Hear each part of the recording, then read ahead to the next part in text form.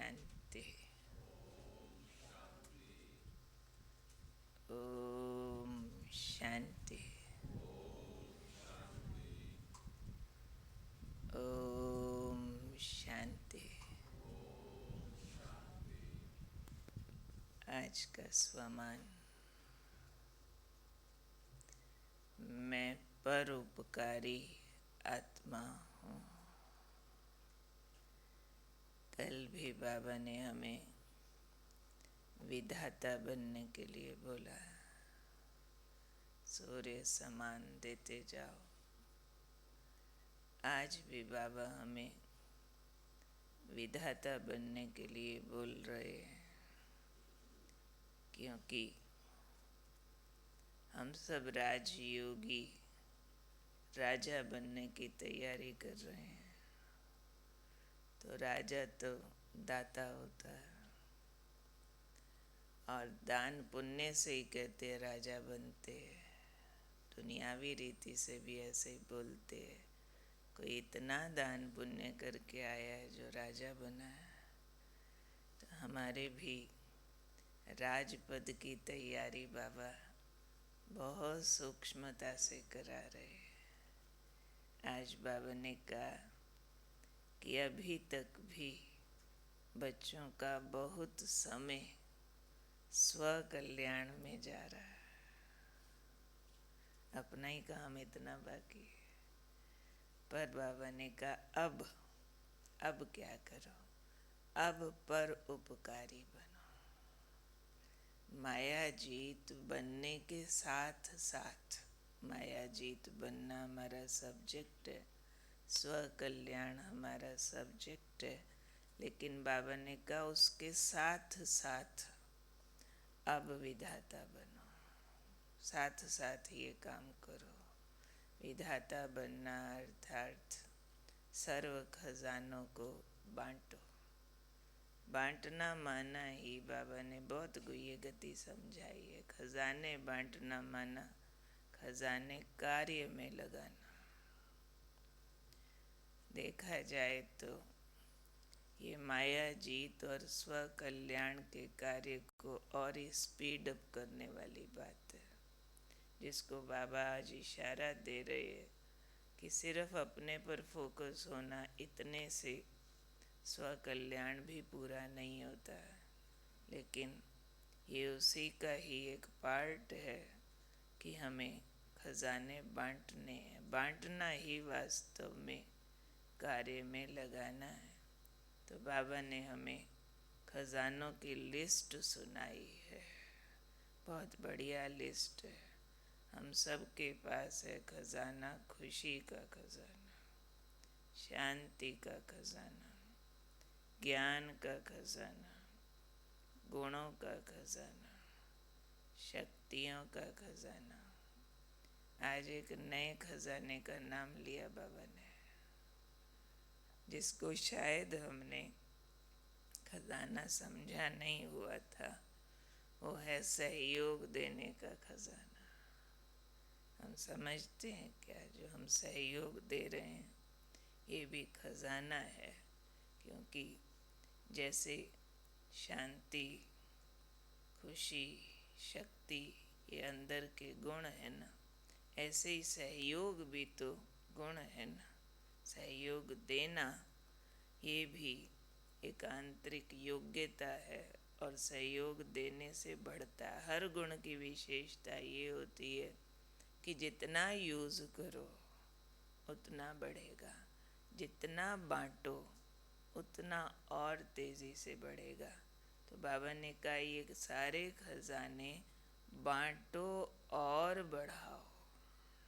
बांटने से कैसे बढ़ते हैं उसका हम अनुभव का स्टॉक जमा करें कि हाँ बांटा और बढ़ा। वैसे तो अनुभव ज़रूर हर एक को अपने लेवल का है ज़रूर। आप 2-4 दिन किसको ज्ञान सुनाने लग जाओ, अपना ज्ञान का चिंतन ऐसा बढ़ेगा, ऐसे नए नए पॉइंट्स निकलेंगे जो बात मत पूछो। सिर्फ सुनाने लग जाओ, ऐसे ही सिर्फ फोकस हो जाओ 1-2 दिन मैंने सबको शांति देनी, अपना चित्त ऐसा शांत हो जाएगा जो टिक जाएगा एकदम। मैंने सबको खुशी देनी है तो खुद खुशी में गद गद गद गद होते रहेंगे। तो सहयोगी के लिए बाबा ने कहा हुआ है कि जो सहयोग देता है वो सहयोग लेने के पात्र बनता है। जब इस तरह से बाबा ने कहा सब खजाने बांटो, सेवा में यूज करो और परोपकारी बनो, तब जन्म जन्म विश्व राज अधिकारी बनेंगे। ये इक्वेशन है भाई। जब परोपकारी बनो, सर्व खजानों के दाता बनो, तब क्या होगा? जन्म जन्म विश्व राज्य अधिकारी बन सकेंगे। इसलिए आज मैंने याद रखना है कि मैं परोपकारी आत्मा हूँ। मैंने स्व कल्याण के साथ साथ माया जीत बनने के साथ साथ क्या करना है? परोपकारी बनना है, विधाता बनना है। सर्व खजाने बांटते हुए मैंने सर्व खजानों को बढ़ाना है। ये एक्सपेरिमेंट करना कि अभी दाता रूप मेरा जागृत हो जाए। जितना अभी मेरा दाता रूप जागृत होगा उतना मेरे राजा बनने से लिंक है। तो राजा बनने की भी तो स्मृतियाँ साथ में काम करेंगी ना। राजा वही बनता है जिसकी स्मृतियों में रहता है कि हम राजा बन के सिर्फ रूल नहीं कर रहे, हुक्म नहीं चला रहे, सिर्फ बड़ा महल और दौलत और सिंहासन उसको राजा नहीं कहते, लेकिन पालनहार है, केयरिंग है, हर एक के लिए जिम्मेवार है, सबके सुख का कारण जो बने वो राजा होता है। सबको जो सुरक्षा प्रदान करे वो राजा होता है। जो सर्व के हितों को ध्यान में रखे वो राजा होता है। तो राजा बनने वाला माना सब कुछ बांट देने वाला, माँ बाप वाली स्थिति है कि सारी प्रजा का पालनहार। तो वो प्रजा तो सतयुग में प्रजा के रूप में होगी, लेकिन अभी वो आत्माएं किस रूप में होंगी? अभी थोड़े ही हमारी प्रजा के रूप में होंगे। अभी तो कोई विरोधी दिखेगा, कोई कैसा दिखेगा, कोई समस्याएं लाने वाला है, कोई दूसरे छोटे रूप में, कहीं गरीब रूप में, कहीं बेसहारा रूप में दिखेंगे। लगेगा हमारी क्या जिम्मेवारी है भाई, ये तो इनके कर्मों का फल, इनको भोगना। लेकिन नहीं, मेरा परिवार है, मेरे कस्टडी के अंदर आत्माएं हैं, मैं पूर्वज हूँ, मैं सहयोगी हूँ, मैं दाता हूँ, मेरे ऊपर जिम्मेवारी दी है ड्रामा ने इन सब के टेक केयर करने की। ये फीलिंग्स और फिर खजाने जो हमें योग के द्वारा मिलते हैं, जो हमें ज्ञान की गहरी समझ मिलती है, ज्ञान गुण शक्तियाँ सारे बाबा ने बोले, खुशी, शांति, फिर सहयोग। आज खास हम फोकस करेंगे सहयोग पर। जहाँ कोई अनकंफर्टेबल है, दिस वे दैट वे, मुझे सहयोगी बनना ही है। भक्ति मार्ग में सहयोग का अर्थ सिर्फ दान करने को समझते हैं, अन्न धन वस्त्र, मेटीरियलिस्टिक कोई भी कोऑपरेट किया। लेकिन यहाँ बाबा हमें सूक्ष्म रूप से भी सहयोगी बनने को बोलते।